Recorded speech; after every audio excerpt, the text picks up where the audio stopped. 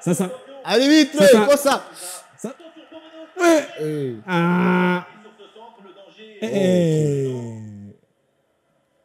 Ok. Jendi, ndi mubi. Ndi mubi. Oh là là. Tranquille. Arbitre, kosa. Mafani.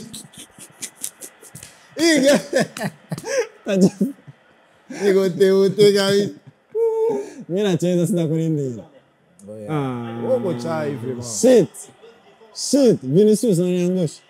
Kandi rero biraryoshe gukubita icyayi. Akanusanga ari mukubise. Turagiye. Wait. Albert, kwenda kina. Nice one. Ok. C'est une bonne intervention sur cette passe. Ok. Sasa. Wow! Dakwicha! Orge. Ava kuleta majere. Valeta bipopi. Oh là là là. Dakwicha. Nyereka emotion. Yuko nkunda naje fofo.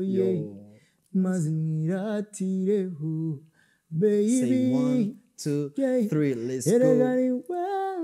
Yo. Ufite jambo mu mutima wanjye regani wewe. My girl. Hey, what's good family? J'espère que vous allez bien. Moi de ma part, bien on est fresh sana kweko. Ya Friday kujoegwa, ya vendredi kuvibinga, ya Friday ya pop so about hanging out kabos for real. That's my name. It's another fresh Friday. Ni ya vendredi nyine tuma wiga wunguka ndetse ukaryoherwa. Ndakwibutse kandi ko ari ya Friday nyine tuma wewe umutumire ndakuzaniye mumenya deep. Uyu munsi numva ndyohewe cyane. Impamvu ndyohewe nuko he's my brother, numu hitmaker ndamuheruka long time ago. Haraciye gitari gito tubonanya mugabo this time twahuye. Kimwe mu bintu twabanje gukora, twabanje kugira vibe kwanza ukina PlayStation kugira turabe who's the best. Mugabo kama kawa ka boss for real, I'm the best namutse.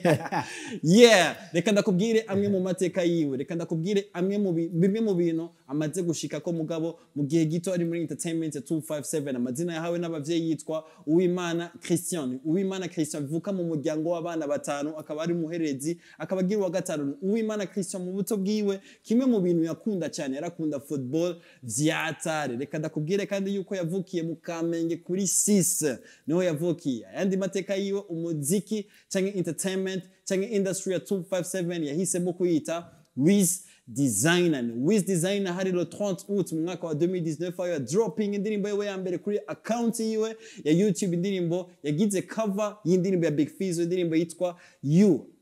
Munyuma yaciyasohora hit song, imwe mu ndirimbo yaciyatuma abarundi cyangwa abanyamahanga bamenye ko mu Burundi dufise ingabirano yitwa Wiz Designer. Indirimbo yitwa Nyaminga. Iyo ndirimbo Wiz yo aduze kuri stage urabona yuko ari vibe imeze fresh sana. Wiz Designer yarabandanyije ibikorwa vyiwe aho yigaragaje neza muri terrain ya 257. Yasohoye indirimbo yitwa Good Morning hamwe n'andi ma hit song menshi atandukanye. Reka ndakubwire yuko Wiz Designer right now kuri account ya YouTube afite indirimbo shasha iri muri EP yiwe, indirimbo yitwa Girlfriend, ikaba ifite n'amasanamu ameze fresh sana. Ni Wiz Designer nyene yakoze indirimbo n'umu hitmaker twemera twubaha, amaze gukora ibitari bike. Ubona wese ubundi ni Double J, bakoze indirimbo yitwa Be Mine, imwe mu ndirimbo ubona yuko itanga umunezero mu bantu benshi, imwe mu ndirimbo ubona yuko iyo Wiz akara performinga iba ari vibe imeze fresh sana. So my people, mu vyubahiro vyanyu kujye nyene twomye twakira abatumire bacu,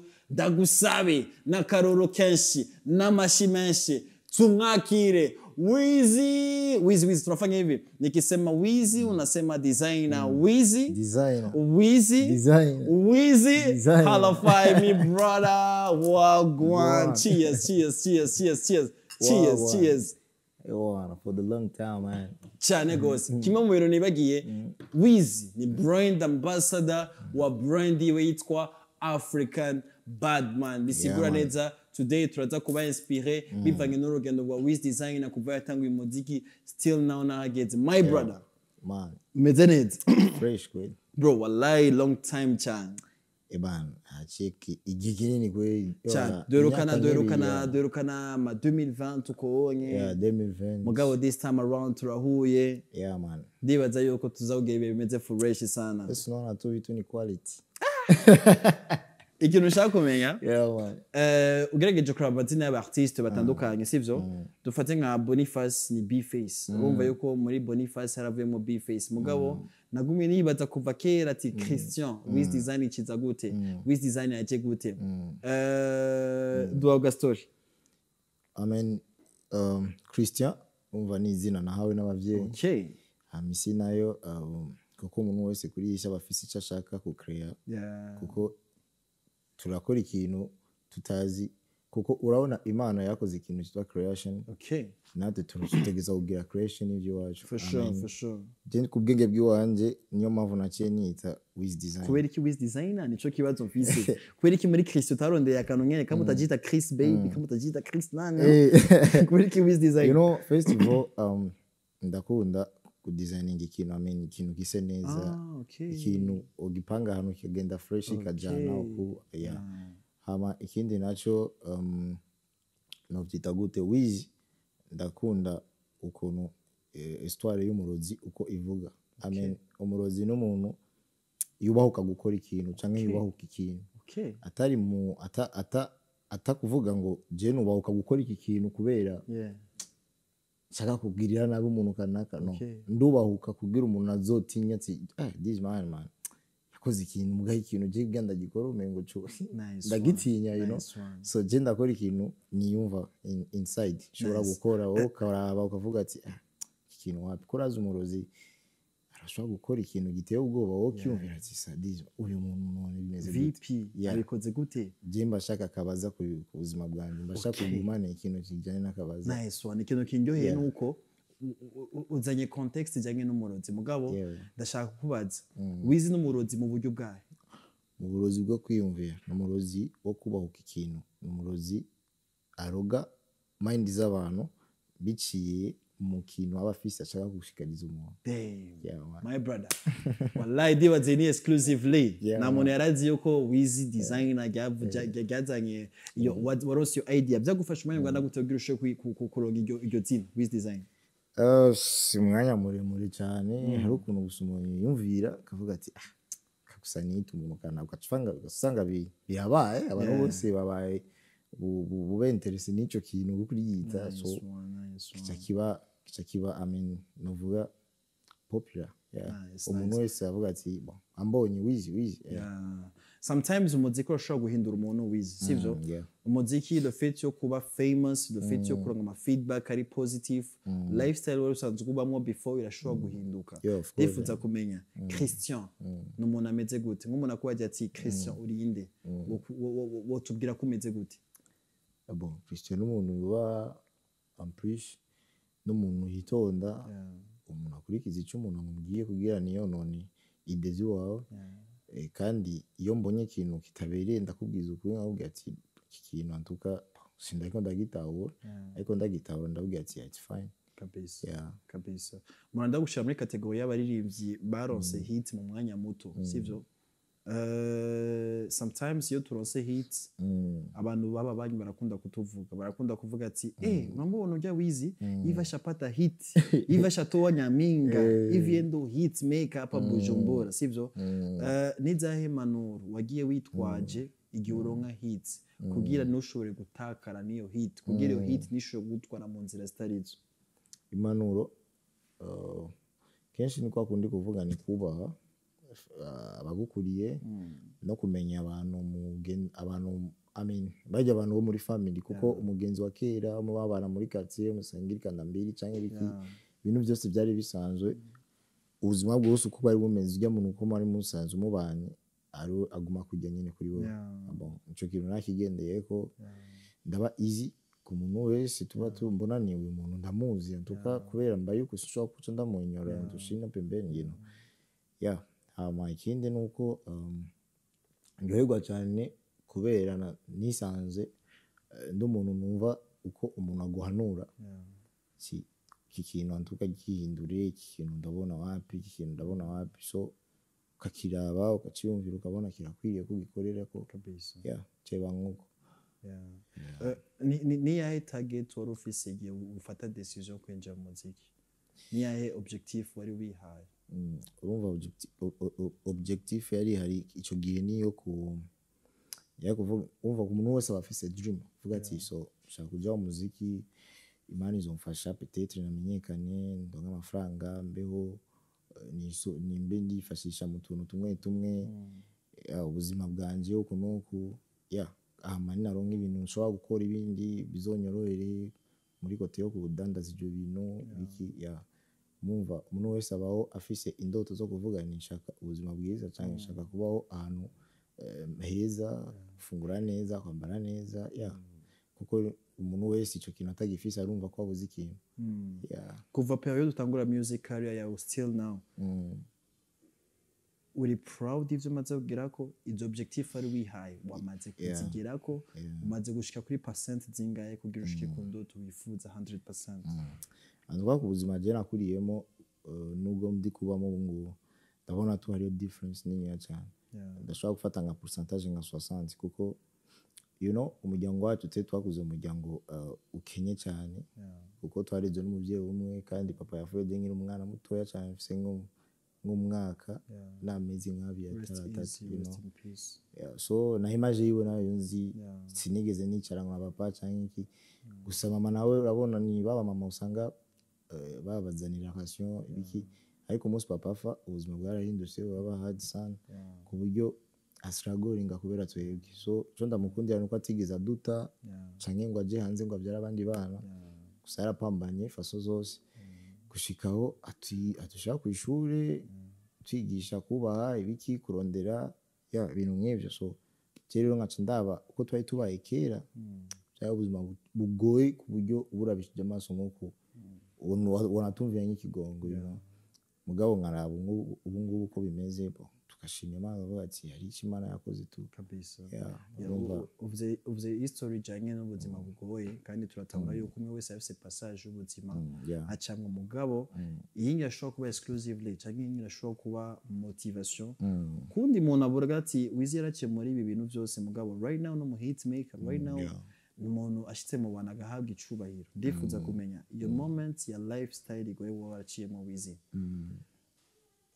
bwari ubuzima bumeze gute uduciriye mu mayange gusa kuko nibuka turi abana batanu turavuga turi abana batanu je nari muhererezi urumva mu grand frère wa mbere niwe yarakuze mu bana bose umva niwe yaraducunga iyo mama agiye mu bintu byo kuvandereza like ibintu by'ibisuguti biki ikaranga by'imyumbati so hari ibintu byinshi yakoze kugira tuge turonke dufungura kuko twagenda muri izi famille zacu gusanga ugiye kwa muyomba no musara gufasha ejo akakuraba nko kumengo nakuzi ukagenda muri famille za papa uko nyene bakakuraba no musi bagufasha ejo bikanka urumva igihe mama yarageze kutugabura bamwe tugenda bamwe baja kubino abandi no kugira arabe ko yoruhuka mugabo uko abana bagiye baba tufate mu grand frère wanje agiye kuba kwa oncle ubundi nawe agiye kuba kwa papa wanje mutoya cyangwa mukuru akaca abona ingene bamufashe bikaca bimucinege akasa mama nawe ntiyabikunda yaca agenda akababwira ati bana basi garuka muhira garuka muhira so kubera twari dupanze mu Kamenge kera niyo twari tuba amafaranga yo kuriha inzu biramugora biba ngomba ko mama asubira iwabo na twebwe twese n'abana ibiki mama acagenda kuba turagenda turabana mu nzu kwa bibi umva twabaye imyaka myinshi cyane aho hantu ari wo mu Kinama twabaye igihe kirekire cyane gose ku buryo niyo nagenda kurira ubwenda ndiga mu wa mbere ibiki kwa ngira ubwenge hariya nyene biki gushika imyaka 12 atari 13 na 14 nkuko niho twaciye tuva hariya ndatangura uba grand frère batangura kugira ubudiri buki bararonga uburyo basoba gusohoka muhira hariya nyene kwa mama kandi hariya kwa mama wumva yaba nawe nyene kwa mama wiwe wumva twaba kwa bibi mugabo hajya ahantu twari tuba rero ari ikibazo ca mama na brother wiwe ari umuyomba wumva ari utuntu batumvikana neza rero mama yakunda kurira sana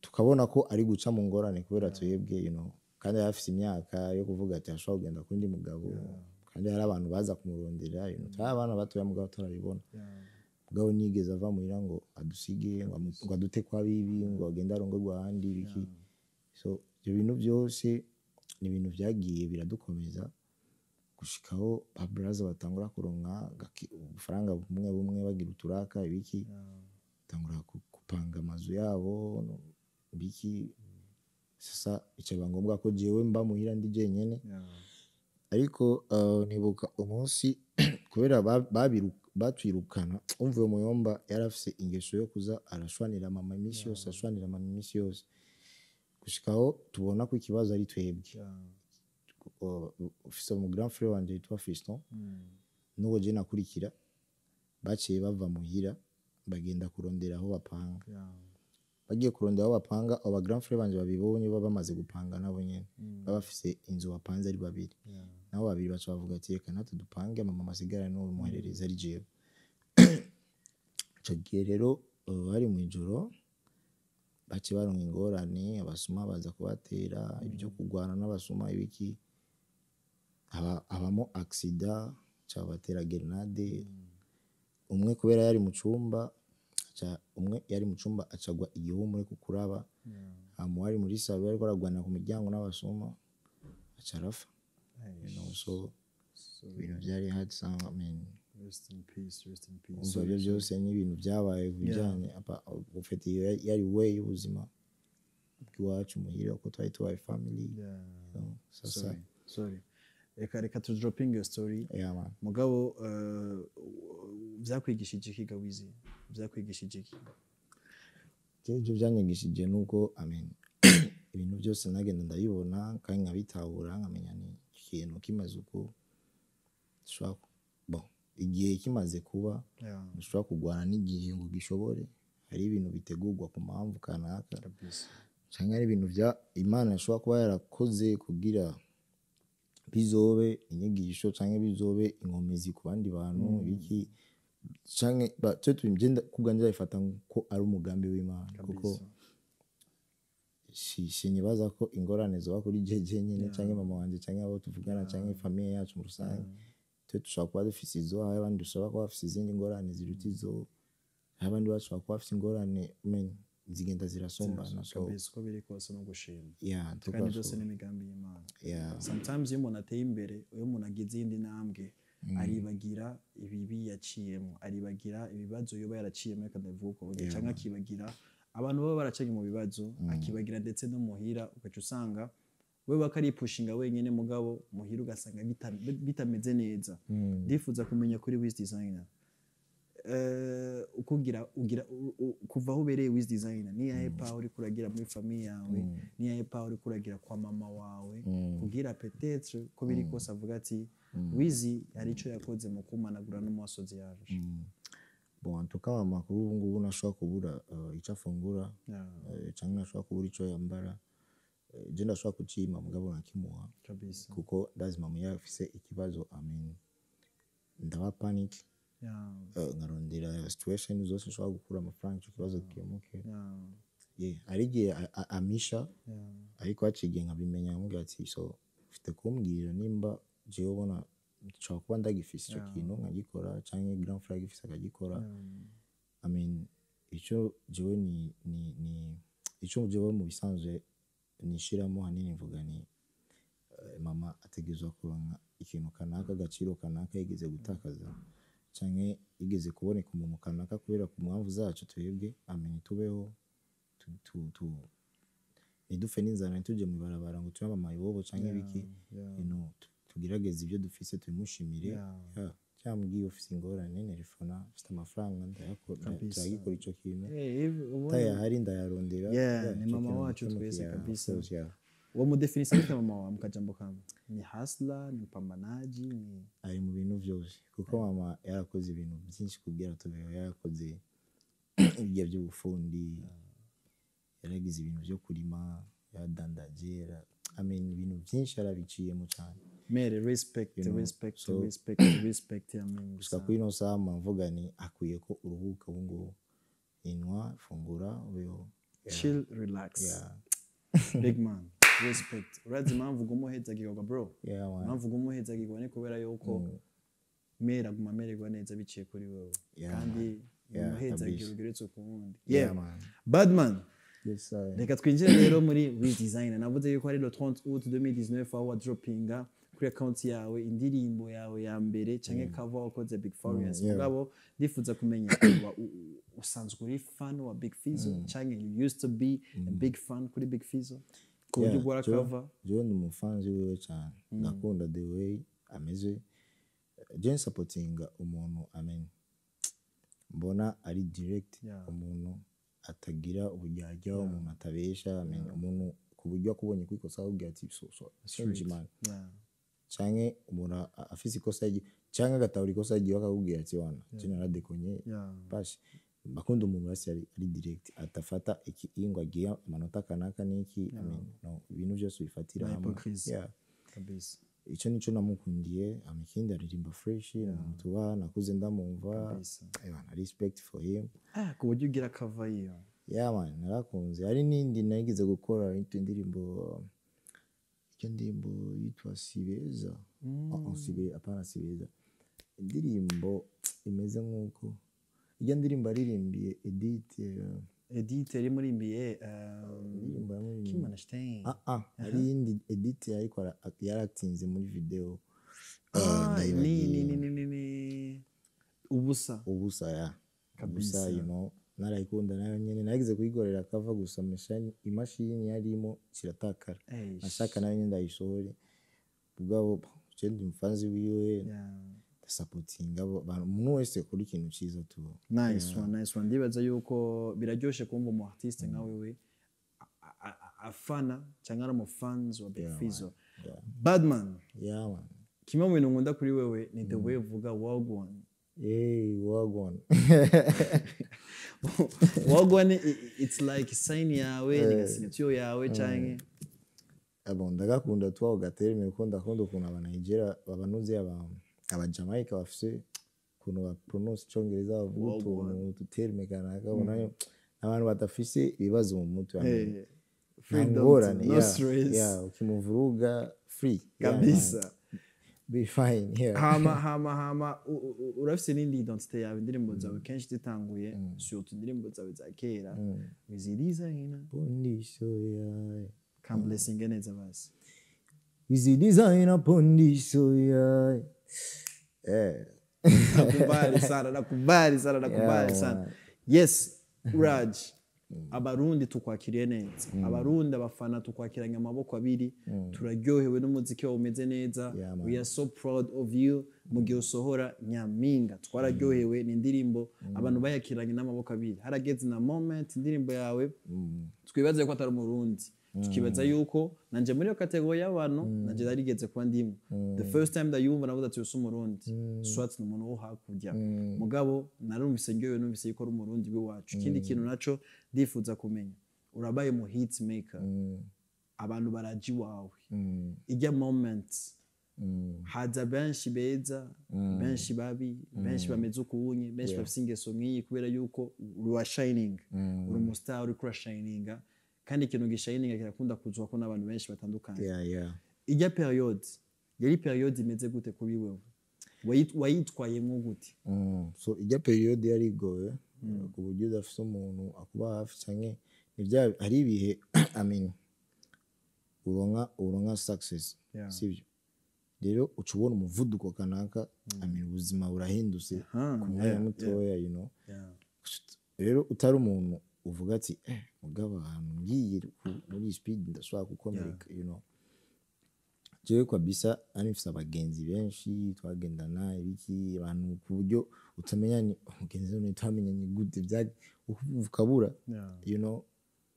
mugabo uko byagenze biraba kubera nari nifise abantu usanga bakuze mu mutwe kunsumba jewe bagenda baramanura ipeti yangu courage ibintu uko bakora ni bien mugabo urabe wigenze neza ugenda uko it's fine you know ku buryo byashitse nyene ndisanga ntaba nsigaye ndi nka wa muntu nyene wakera kujya nyene abati kamanzi nikuremo ikintu cy'ubustar kamanzi nishiremo yuko ndacapambana ndacarondera shira ibirenge hasi manze nibuke babandi bakera ibiki tujyane nabo dushikana uko niyo mpamvu jewe nshwari n'umuntu nzi ko ari ikintu kanaka akora kugira jembe nka jewe ndababaye inside ndamurondera ngira ati bro sorry nasikia ulifika hata ku level ya kula sumu na kutilia sumu naigeze kunywa sumu mu nzoga naigeze kugwara cyane kandi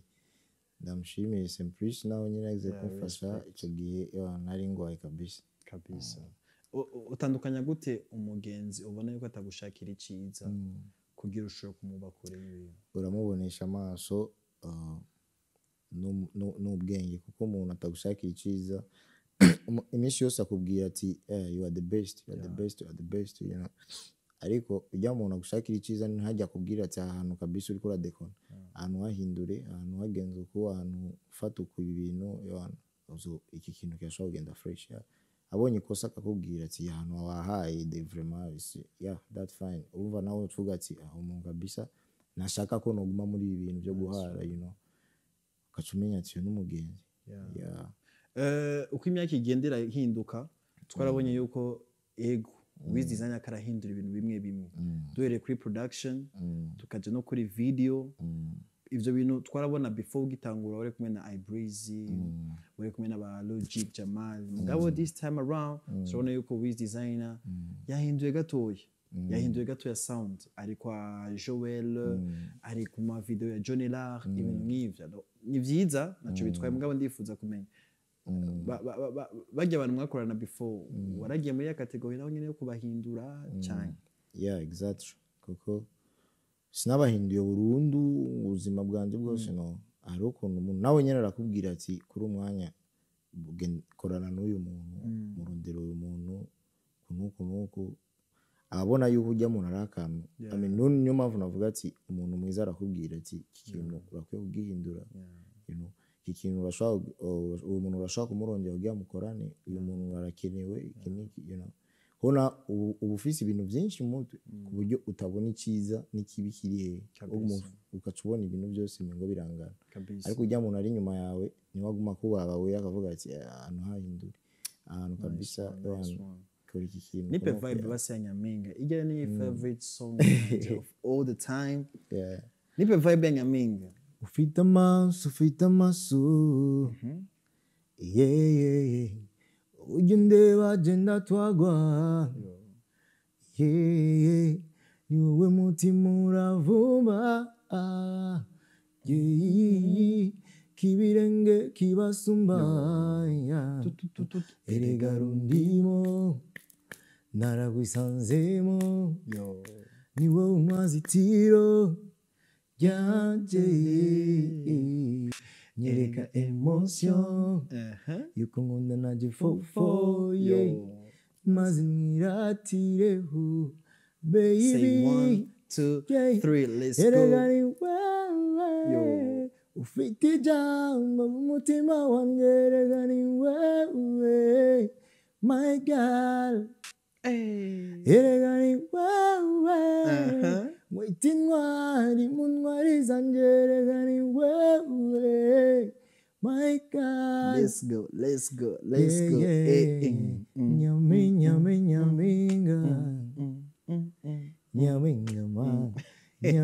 nyaminga African bad man in the building big man wallahi you are so talented asante sana Nyaminga ni hit song Nyaminga ni indirimbo yo kuri level yo gushikana to the next level ni indirimbo ikozwe neza ni indirimbo ifite amasalama ari so creative mugabo ndifuza kumenya bro ijya ndirimbo yigeze kwitura umukobwa bisuka ugiye wayisohora arageze moment of get sister uratse ko bango dutera amafrappe kimwe sister ijya ndirimbo uratse ko nayandikiye wowe antuga muri bijya bihe n'abagenzi benshi b'abakobwa kwanza nari mfise serious bro serious man abo hari abakobwa usanga mubonana tu blague ibiki ariko si wa mukobwa uvuga ngo ni serious kuko sinigeze ndayandikirawe nayanditse tu numva mood ndavuga ati shobora kubatinga ino ndirimbo kandirimbe mood imeze ukuntu turi kumwe na iBreeze ibiki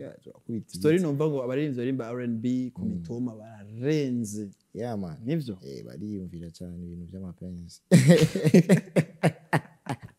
uramaze kuririmbira umukobwa moment uri kuramurondera ukaramudiraga ukamushishirizamo kidogo kuri call mwijoro hey baby can I sing for you afuna piga tu kimya kimya man feedback umukobwa yimeze gute yari byo wow yararyoherwa katusanga yagusavye tu ashaka ndirimbira kacumuririmbira ariko je naririmbiye umukobwa umwe gusa abandi bigenda go no abandi ndirimbe bambwiye ngo ndirimbe cyambwiye ati sha numva ngwaye umukobwa uko numva ati nakuririmbira abantu babirebire hanje ari bufriend tu kabisa nice one ikindi kintu nifuza kumenya wararonse abantu benshi muri kiya gihe bakurondera mugakora n'ibiganiro byinshi bitandukanye mugabo ubunye umuvuduko wari ufise kiya gihe si ukumeze ubunye Wiz naboneka gose ku ma social media Wiz naboneka gose ku ma platform y'abandi bantu biva kuki Wiz no wafashe umwanzuro canke aba promoters canke abantu bategura ibindi bintu bijanye na entertainment barakwikuye yo usigaye mfata ikintu shaka uja kuri TV tufate nk'uko tumeze nk'uko kubera twahurijiwe n'ikintu kanaka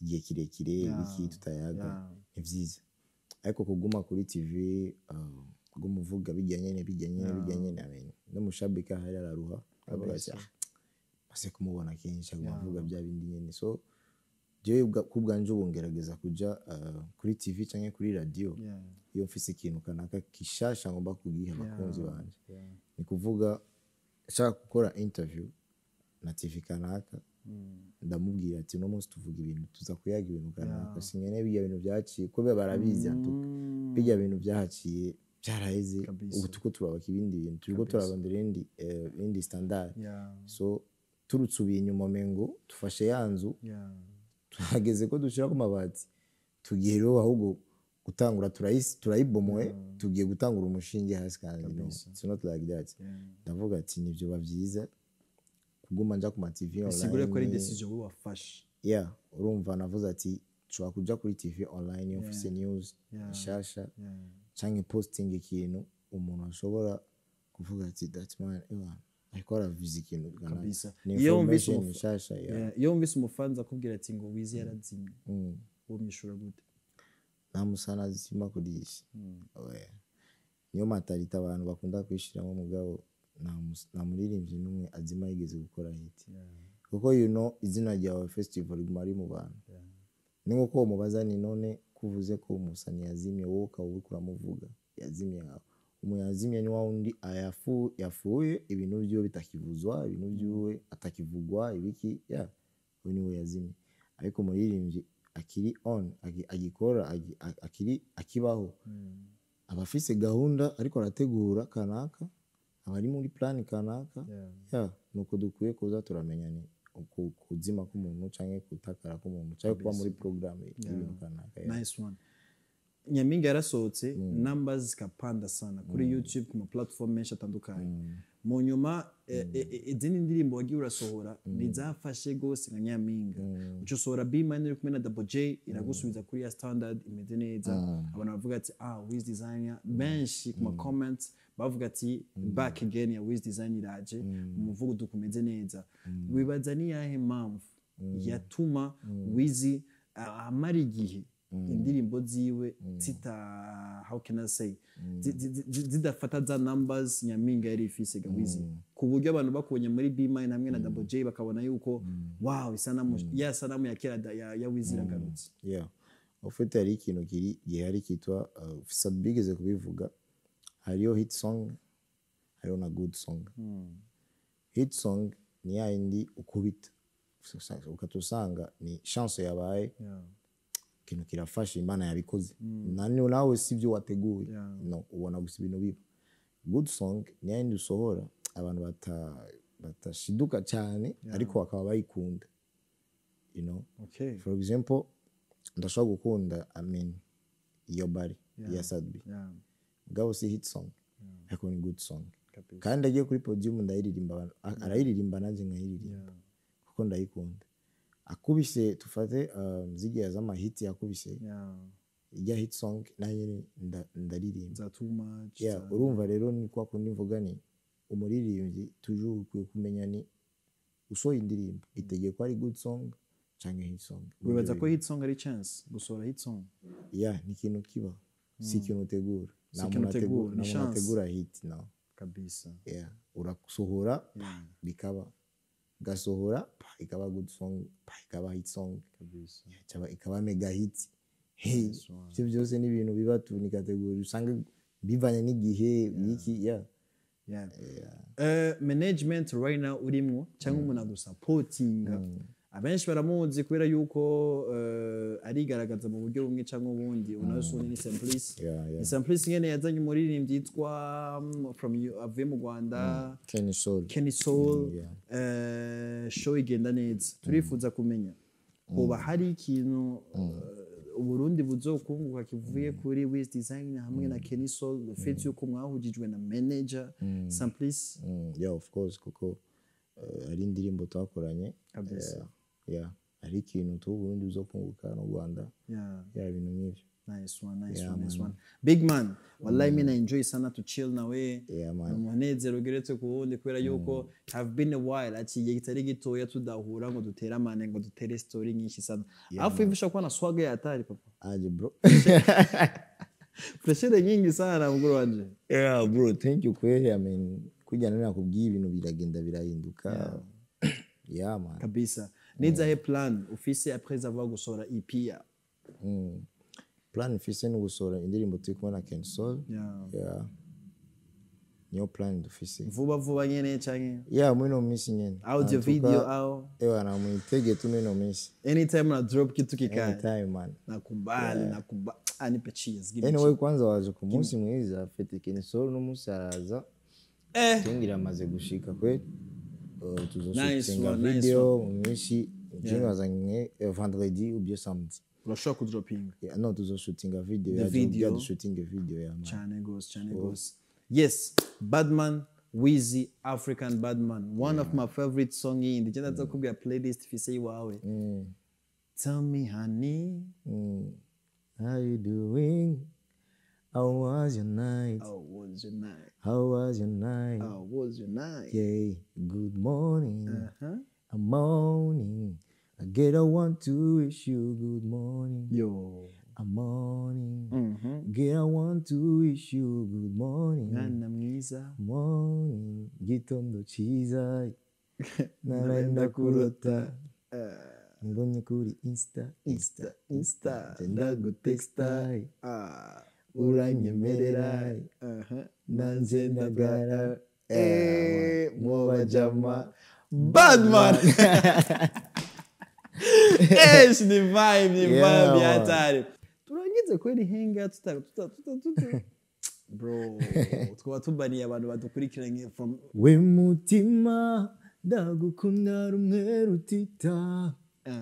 Mu buzima nifuza yuko tobinatana.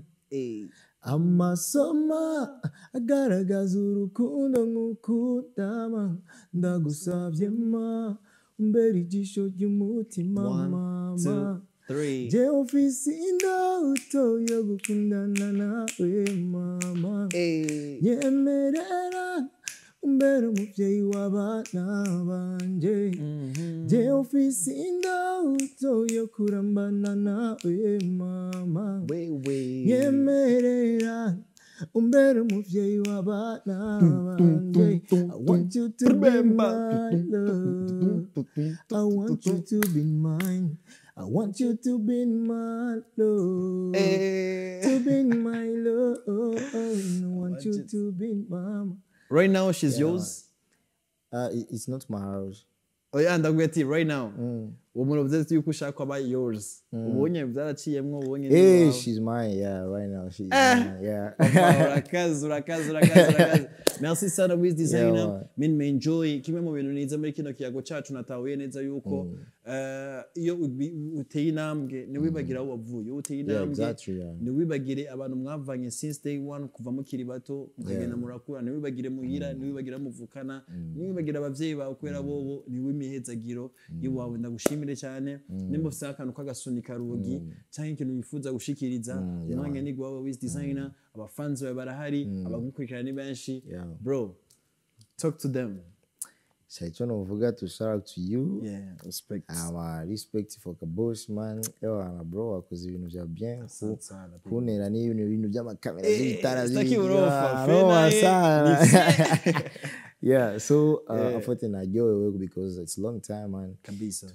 Tuticaye ngo tuvugane cyane biki uvatwara tuvugana kenshi kuri telefone ariko bisanzwe kubera yes unajua tena maisha you know. So I'm so happy kuba ndi hano kuri no television njimbere. So vugani ewana respect to you. Big thanks kwa Simplice. Umvaje Kabosi yansanze ngaha kwa Simplice. Taiko tulivuganira tunukana haka tunajua tena watu mjini bidi tupange mambo tuone kisi mambo atakuwa. So Kabosi arambazaho ndi arangwamo tunakora akantu ka fresh sana mugani wiwe so fresh sana you know. I mean bimeze fresh nyene sinaona hata ni swaga sana. Kama kao ni mane gume blessing atu. Yeah man. Kama kao. Merci sana Wiz Designer. Ndagushimire wowe dukurikiranye du début à la fin ndizera ko wagenze ibihe byiza ndizera ko waryohewe kumubona Wiz Designer wawe mu gihe kitari gitoya aho yaramaze igihe adakora ama interviews cyangwa mutamabona he mugabo ka boss for real of the tea. Wiz Designer afise byinshi ashaka kutubwira. Wiz Designer ndakwibutse kandi ko afise EP iri ku ma platform watandukanye abantu muzi ko muri hanze mu mufana Wiz Designer cyangwa uzi ko ufana umuziki wo mu Burundi fata umwanya wawe umviriza EP ya Wiz Designer irimo indirimbo zimeze fresh sana ndize ndakubwira ko ari fresh sana umenye ko ari fresh sana ni Wiz Designer nyene nyaragasa kuri account ya Instagram kora abonnement kuri account ya Instagram subscribe kuri account ya YouTube kugira tubanage dupushinga ino generation ano maraso mashasha dufise muri entertainment 257 yatubwiye ko afise plan yo gusora indirimbo irahari ahubwo gushutinga indirimbo ari kumwe na Kenny Soul muririmbyi wo hakurya mu gihugu cy'u Rwanda. Merci sana Wiz Designer. Yes man. Rero mukurangiza neza hangout sinze ko Sinajua tena. Urakuno hangout yera. Nyemeza show me. Natwereke Yitubia. Doherari. Tugira gatatu pop tuvuga hangout. Ready? Turagi 1 2 3 pop hangout. Pop hangout. Pop hangout. Tugira cheers my brother. Holla 5, more life, more success. Yeah man. Cool bandida.